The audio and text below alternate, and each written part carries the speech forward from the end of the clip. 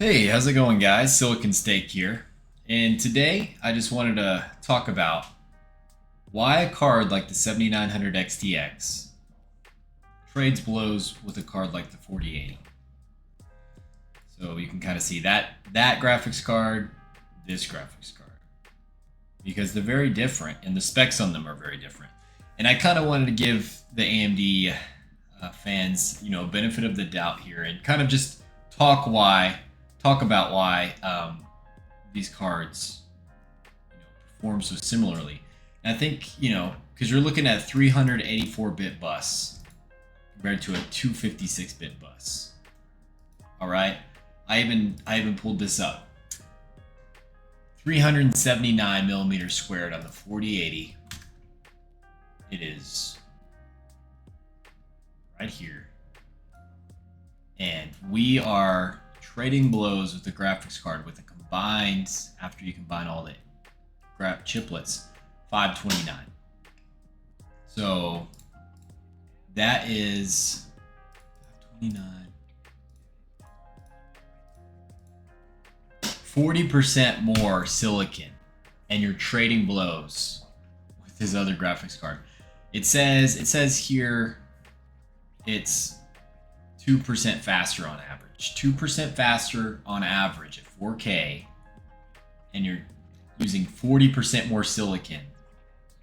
Way bigger bus, and you're trading blows. And that's this right here. This is how you tell which architecture is better.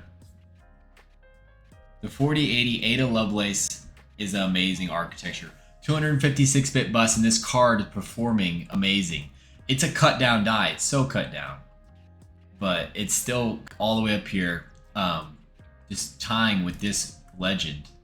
This is a legend of a card. I mean, it's built. It's a monster. But there's just something about this chiplet architecture communicating between all these dies that it's just not good, and it hurts performance really bad. It's inefficient. This thing guzzles power, 400 watts out of this thing, and with the 4080 you're going to be sipping 270 while gaming. That 320 TDP, you aren't ever going to hit that on the 4080, even if you overclock. I overclock mine and it still sips power. Okay, so cool. You can buy 7900 XTX. Sure, you'll get some more VRAM, but I mean, you're going to be using a much more power, much more silicon to match that performance. It's just worse architecture. So, okay, maybe you're thinking about the 7900 XT. Well, this is only slightly cut down. I think one of these graphics card chiplets is disabled, one of the memory ones. So it's a 320-bit bus, and it's still 529. It's just slightly disabled, okay?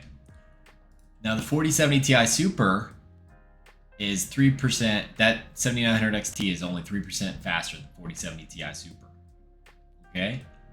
And it's still such a small die. It's the same die as the 4080, just cut down, and it is still just tying that graphics card with a 256-bit bus. That is crazy. So I just kind of wanted to talk about that, and then now we can go look at the 4090. So this is what happens when Nvidia, this die is even cut down, but this die, they're giving you a lot here. You're getting 16,000 CUDA cores, 384-bit bus. And a lot of people complain, why can't we get that with the 4080? Well, it's because we don't actually need it this generation. The 4090 is all the way up here, and maybe it says in this graph it's like 20% faster, 26% faster than the 4080. Really, if it's not bottlenecked by your CPU or memory bandwidth or anything, it can actually get 40% faster. Like when it's completely let off the reins, it's 40% faster than the 4080 and twice as fast as the 3090. And on average, it's 26% faster. So that's what happens when they get a die that's 609 millimeters squared.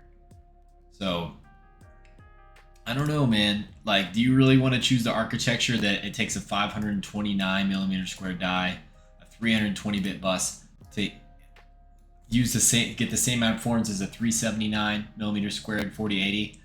I don't think so. I think that's the wrong choice, dude. Like, that architecture doesn't sound very good here. I know they're using different nodes, so I found this article, and 5 nanometer, which is what the 7900 XTX is built on, for an N4P, which is what Nvidia's Ada Lovelace is built on. So you get 11% performance boost. Okay, and so it's only going to be 22% more power efficiency. Okay, so we're getting 11% more boost to performance just because of the node.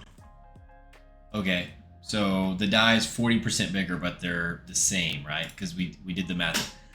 So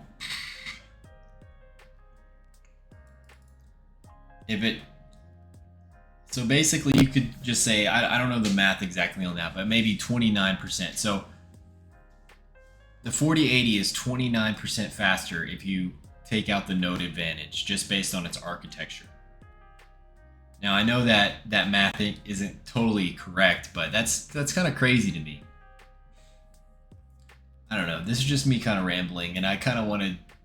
I don't see a lot of people talking about this, like, oh, their price is really similar. Well, you want to consider their architecture too and their power. So a card like this that's gonna guzzle power and just so inefficient compared to a 4080. It's a small die. It says power, but it gives you amazing performance. I think you should go with that.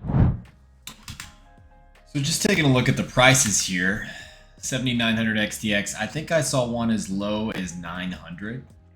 This is the ASRock model. That's 910. That's not bad. 24 gigs of VRAM. You're getting 3 power plugs, so you can overclock this thing, get a little bit faster. But like I said, it is gonna guzzle power, and that's something you have to consider for the longevity of your graphics card. Because I hear so much people saying, well, I want 24 gigs of VRAM because it's gonna last me for a long time. Well, if you overclock that thing to Kingdom Come and use 500 watts on it, 400 watts every day, it's not gonna last you that long.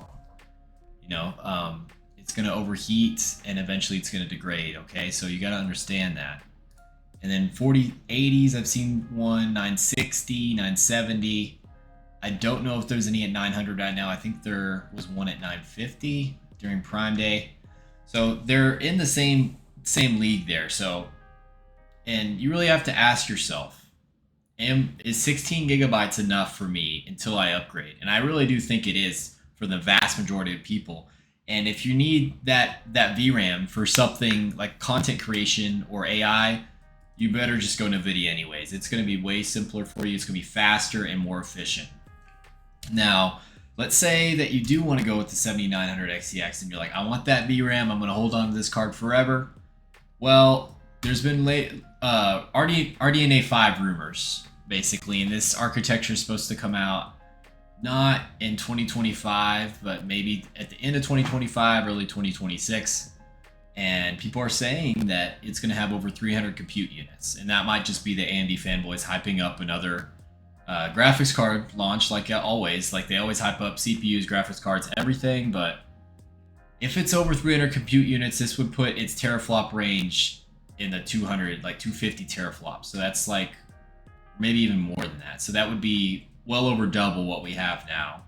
On paper, teraflops don't always scale, but are you telling me if something's out just a couple years from now that is 2 to 3 times faster than what your top line card is, you aren't going to upgrade?